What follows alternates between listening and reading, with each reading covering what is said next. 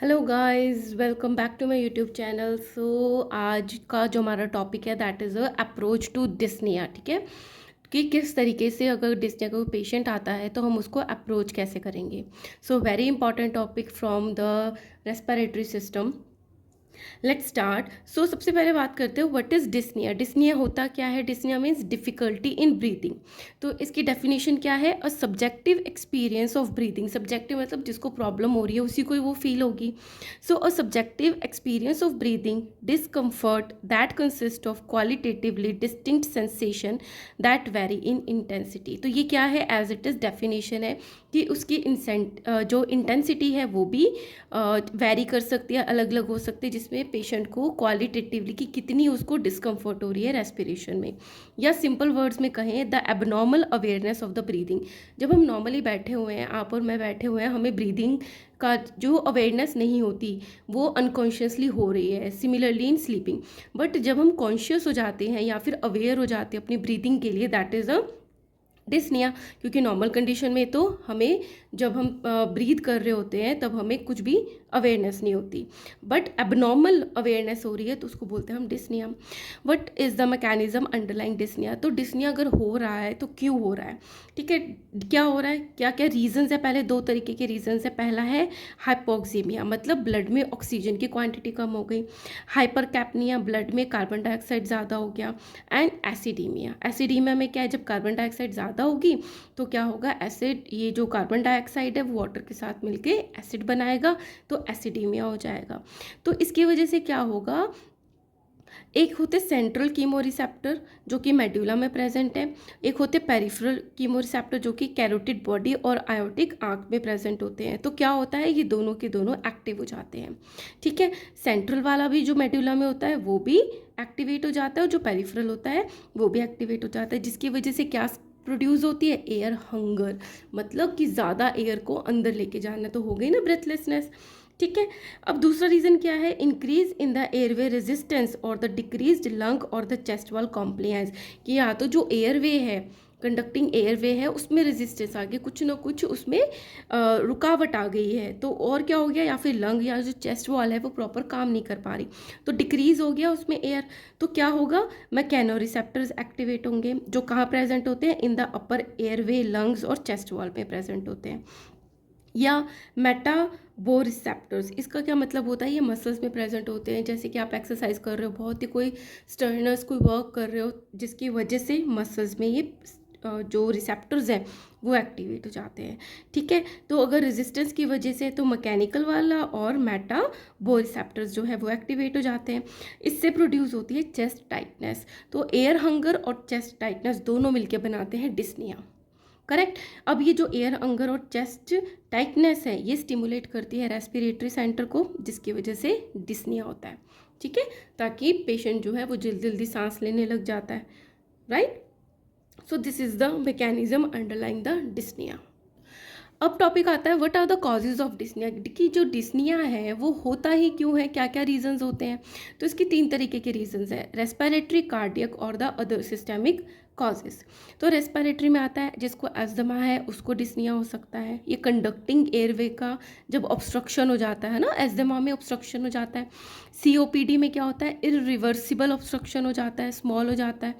Interstitial lung diseases, interstitial lung diseases होते हैं जो ऐसे नहीं होती है लंग की, और उसका जो कनेक्टिव टिश्यू होता है अगर उसकी डिजीज़ हो जाती है that is cause a interstitial lung disease.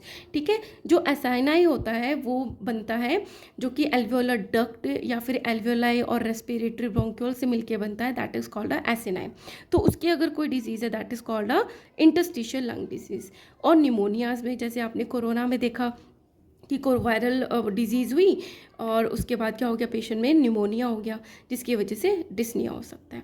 Cardiac reason क्या हो सकता है? Left ventricular failure. Left ventricular failure से क्या होगा कि जो ब्लड है वो लेफ़्ट साइड से कहाँ चला जाएगा, लेफ़्ट एट्रियम में, लेफ़्ट एट्रियम से कहाँ जाएगा, वो बैकवर्ड जो प्रेशर है वो प्रोड्यूस होगा लंग में, जिसकी वजह से डिस्निया प्रोड्यूस हो जाएगा। माइट्रल स्टीनोसिस तो सेम ये लेफ़्ट साइड के ही हैं। माइट्रल स्टीनोसिस जो कि माइट्रल वॉल्व होता है लेफ़्ट एट्रिया और वेंट्रिकल के बीच में, उसका स्टीनोसिस हो गया, वो छोटा हो गया तो ब्लड जो है प्रॉपर नीचे नहीं आ पा रहा, चेस्ट में कंजेशन हो रही है। नेक्स्ट माइट्रल रिगर्जिटेशन, सेम ही चीज़ सिचुएशन है, ब्लड जो है वो लेफ़्ट एट्रियम से लेफ़्ट वेंट्रिकल नहीं आ पा रहा, जबकि वो वापस जा रहा है, वेंट्रिकल से एट्रियम तक जा रहा है। आयोटिक स्टीनोसिस, आयोटा जो वॉल्व है उसका स्टीनोसिस हो गया, आयोटिक रीगर्जिटेशन हो गया, कंस्ट्रक्टिव पेरिकार्डाइटिस हो गया कि जो उसकी पेरिकार्डियम होती है हार्ट की, ठीक है, तो वो क्या होगी, कंस्ट्रक्टिव मतलब अब पूरी की पूरी वो रिलैक्स नहीं हो पा रही है, जिसकी वजह से डायस्टोल नहीं हो पा रहा प्रॉपर्ली, है ना, वेंट्रिकुलर फीलिंग नहीं हो पा रही, जिससे बैकवर्ड प्रेशर से प्लूरल कंजेशन होगा। एंड द कार्डियक टैम्पोनेट, तो कार्डियक टैम्पोनेट में क्या होता है, जो इसका फ्लूइड होता है पेरिकार्डियम में हार्ट के, वो ज़्यादा हो जाता है, जिसकी वजह से उस पर बहुत ज़्यादा प्रेशर पड़ता है हार्ट पे, तो वो फिर से उसमें कंजेशन डेवलप हो जाता है बैकवर्ड लंग्स में, ठीक है। So these are the cardiac causes. Other systemic causes क्या हो गया, एनीमिया, एनीमिया से क्या हो गया, ऑक्सीजन की डेफिशिएंसी हो गई तो डिस्निया हो गया। डायबिटिक कीटोएसिडोसिस, हमने पढ़ा था एसिडोसिस से डिस्निया होता है, तो कीटोएसिडोसिस से हो गया, या हिस्टेरिकल कोई पैनिक अटैक आ गया या कुछ आ गया उसकी वजह से भी हो सकता है, ठीक है। अब है how to approach a case of dyspnoea, क्योंकि डिस्निया का कोई केस है, आप वहाँ तक कैसे पहुँचोगे कि क्या रीज़न है। तो सबसे पहले हम पेशेंट से पूछते हैं कि ड्यूरेशन क्या है, राइट। अगर ड्यूरेशन हम 1 मंथ से कम का पेशेंट लेकर आ रहा है कि 1 महीने से कम का टाइम हुआ है डिस्निया होते हुए, तो उसको बोलेंगे हम एक्यूट डिस्निया। अगर 1 महीने से ज़्यादा का टाइम हो गया है तो उसको बोलते हैं हम chronic dyspnoea. All right, now come to the severity of dyspnoea, कि कितनी सीवियरिटी है, तो उसको मेजर करने के लिए कुछ स्केल है। एक है NYHA डिस्निया ग्रेडिंग और दूसरा है MMRC।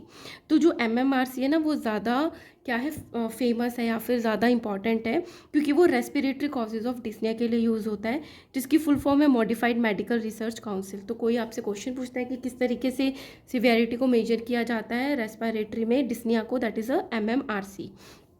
NYHA dyspnoea grading use होती है जब कार्डियोवास्कुलर डिजीज़ होती हैं। तो जो MMRC है ना उसका जो ग्रेड है वो 0 to 4 होता है। तो 0 ग्रेड हम तब देते हैं जब पेशेंट को डिस्निया है ही नहीं, ठीक है। और फर्स्ट ग्रेड हम देते हैं कि पेशेंट जो है वो पैदल चलता है तो ठीक है, हल्का सा ही चढ़ाई आ जाती है, बिल्कुल हल्की सी, तो उसको डिस्निया होने लग जाता है। थर्ड में आता है, जो ये 0 ग्रेडिंग हो गई, 1 ग्रेडिंग हो गई। सेकंड ग्रेड में आता है कि पेशेंट जो है अपनी एज के, अपनी जेंडर के लोगों से पीछे रह जाता है, उसको जल्दी डिस्निया हो जाता है। सो ये क्या हो गया, सेकंड ग्रेड हो गया। थर्ड ग्रेड हो गया कि पेशेंट जो है उसको 100 मीटर चलने के बाद रेस्ट करना पड़ता है, that is a third grade. और जो 4 ग्रेड है, इट मीन्स वो घर से बाहर ही नहीं निकल पाता, उसको कपड़े पहनने, उतारने और नहाने, डेली की एक्टिविटीज़ में ही सांस चढ़ जाती है। So that is a 4th degree. तो इस तरीके से हम बताते हैं कि किस डिग्री का सिवियरिटी की डिस्निया है। अब कुछ एग्रावेटिंग और रिलीविंग फैक्टर्स होते हैं जिससे हमें पता चलता है कार्डियक है या रेस्पिरेटरी है। सो एक तो चीज़ एग्रावेट करती है एक्सरसाइज, बेटर बाय रेस्ट। और नेक्स्ट आता है पोस्चर। पोस्चर में एक आता है ऑर्थोपनिया। ऑर्थोपनिया में होता है कि पेशेंट जो है वो उसको जैसे लेटता है तो उसको डिस्निया होने लग जाता है, शॉर्टनेस ऑफ ब्रेथ होने लग जाती है, लेकिन जब वो सीधा बैठता है सिटिंग अपराइट तो उसको आराम आता है, that is called a orthopnoea.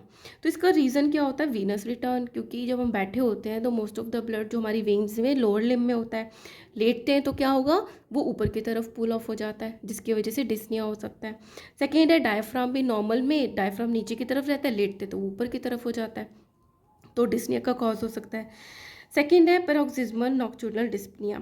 तो इसका क्या मतलब है कि पेशेंट रात को सोता है, शॉर्टनेस ऑफ ब्रेथ स्टार्ट होती है 90 to 120 मिनट्स के बाद उसको शॉर्टनेस होती है, एकदम से उठता है पेशेंट और उठने के 30 to 45 मिनट्स के बाद उसको आराम आता है, ठीक है। तो that is called a paroxysmal nocturnal dyspnoea. इसके रीजंस होते हैं एडिमेटस फ्लूइड रिटर्न। तो ऑर्थोपनिया में तो क्या था कि जैसे पेशेंट बैठा वीनस रिटर्न जो है वो नीचे की तरफ चला गया, बट अगर इडीमा है तो पहले वो सर्कुलेशन में है फिर वो पल्मोनरी वेन्स में आएगा, ठीक है। तो उसको टाइम लग जाएगा तो 90 to 120 मिनट्स लग जाते हैं। या वाइल ड्रीमिंग, कोई अच्छा ड्रीम आया या बुरा ड्रीम आया तो हार्ट रेट बढ़ जाएगा, और जिसकी वजह से डायस्टोल, हार्ट रेट बढ़ेगा तो डायस्टोल जो है उसकी जो टाइमिंग है वो कम हो जाएगी, तो लंग कंजेशन हो जाएगा। सो ये पोस्चर है। तो दो पोस्चर और होते हैं, ऑर्थोपनिया कैन सीन इन। अब ये जो पैरोक्सिस्मल नॉक्टर्नल डिस्निया है और जो ऑर्थोपनिया है, ऑर्थोपनिया होता है जब मैसिव एसाइटिस है, मतलब फ्लूइड बहुत ज़्यादा है बॉडी में, या प्रेगनेंसी है तो भी बहुत ज़्यादा वो ऊपर की तरफ आता है, लेटता है तो बेबी भी आता है, लंग्स को प्रेस करता है। थर्ड है आफ्टर हैवी मील ज़्यादा ले लिए, या फोर्थ है डायाफ्रेगमेटिक पैरालिसिस, तो जो ऊपर की तरफ आता है तो लेट के क्या होगा, डिस्निया होगा। और है paroxysmal nocturnal dyspnoea can seen in left heart disease, ठीक है, क्योंकि रिटर्न नहीं आ रहा। नाउ एक और पोस्चर होता है ट्रेपोपनिया। ट्रेपोपनिया होता है shortness of breath on lying down in one lateral decubitus. तो हम पढ़ते हैं कि पेशेंट को लेफ्ट साइड सोने में प्रॉब्लम होती है, या राइट साइड जब लेटता है तो उसको शॉर्टनेस ऑफ ब्रेथ हो जाता है, तो दैट इज़ कॉल्ड अ डिक्यूबाइटिस, कि किस साइड पे लेट के पेशेंट को प्रॉब्लम हो रही है। तो ये कब होगा, ट्रेपोपनिया कब हो सकता है, जब यूनिलेटरल मैसिव प्लूरल इफ्यूजन है, या तो लेफ्ट साइड में या राइट साइड में प्लूरल इफ्यूजन है, या न्यूमोथोरैक्स है, तो पेशेंट को एक पर्टिकुलर साइड पे, लेफ्ट या राइट साइड पे लेटने में उसको डिस्निया हो सकता है। एक होता है प्लेटिपनिया। प्लेटिपनिया होता है opposite of the orthopnoea. Orthopnoea में क्या था कि लेट के प्रॉब्लम हो रही थी लेकिन पेशेंट बैठ रहा था तो आराम मिल रहा था, और जो प्लेटिपनिया है इसमें बैठ के प्रॉब्लम होती है और लेट कर आराम आता है। Shortness of breath on the upright posture and relief on the lying down. ये कब होगा, जब एट्रियल सेप्टल डिफेक्ट होते हैं, कि दो एट्रिया के बीच जो सेप्टम है उसमें डिफेक्ट है, तो जो ब्लड है नॉन ऑक्सीजनेटेड और ऑक्सीजनेटेड वो मिक्स हो रहा है। अनदर है हिपैटोपल्मोनरी सिंड्रोम। तो इन दोनों कंडीशन में जो है वो ब्लड फ्लो तो बढ़ जाता है बट ऑक्सीजन जो है क्वांटिटी उसकी कम हो जाती है, जिसकी वजह से डिस्निया होता है। तो ये पोस्चर हो गया कि जिसकी वजह से डिस्निया बढ़ता है या कम होता है। हम अपने क्लू तक पहुंच सकते हैं, ठीक है। अब अदर क्लूज़ क्या आते हैं, अगर पैलर है पेशेंट तो एनीमिया हो सकता है। अगर जुगुलर वीनर प्रेशर बढ़ा हुआ है it means right heart disease है। तो राइट हार्ट में जो ब्लड आता है वो आता है सुपीरियर वेना कावा और इन्फीरियर वेना कावा से, और जो सुपीरियर वेना कावा में आता है वो जुगुलर वीनस से आता है, जुगुलर वेन से आता है और सबक्लेवियन से आता है। तो अगर राइट हार्ट की कोई डिजीज़ है तो प्रेशर ऊपर की तरफ जाएगा, तो जुगुलर वीनस प्रेशर भी बढ़ा हुआ होगा, इट मीन्स कि राइट हार्ट डिजीज़ है। पल्सस पैराडॉक्सस में क्या होता है, यूजुअली क्या होता है कि जब इंस्पिरेशन होता है तो systolic blood pressure 10 millimetre Mercury से कम हो जाता है, ठीक है, जो कि एक्सपिरेशन से कंपैरिजन कर रहे हैं हम, कि जब पेशेंट एक्सपायर या इनहेल कर रहा है तो उसका जो सिस्टोलिक ब्लड प्रेशर है उसमें डिफरेंस होता है 10 मिलीमीटर मर्करी का, तो इंस्पिरेशन में कम होता है, एक्सपिरेशन में ज़्यादा होता है। तो अगर ये जो प्रेशर है वो ड्रॉप 10 मिलीमीटर मर्करी से ज़्यादा हो रहा है, it is called as a pulsus paradoxus. तो पल्सस पैराडॉक्सिस है वो 3 कंडीशंस होती हैं, सीओपीडी में देखा जाता है, एक्यूट सीवियर अस्थमा में देखा जाता है, या पेरिकार्डियल डिजीज़ में देखा जाता है। तो इस तरीके से हम पहुंच सकते हैं डिजीज़ तक। अगर क्लबिंग है तो it means cyanotic congenital heart disease है, पेशेंट को कंजेनाइटल हार्ट डिजीज़ है या सुपरेटिव लंग डिजीज़ है। तो इस तरीके तक हम पेशेंट को अप्रोच कर सकते हैं, ठीक है। और मैं नेक्स्ट वीडियो अपलोड करूँगी जिसमें देखेंगे कि इन्वेस्टिगेशन क्या करते हैं और मैनेजमेंट करते हैं। Alright, and please support my channel and like share and subscribe. Thank you.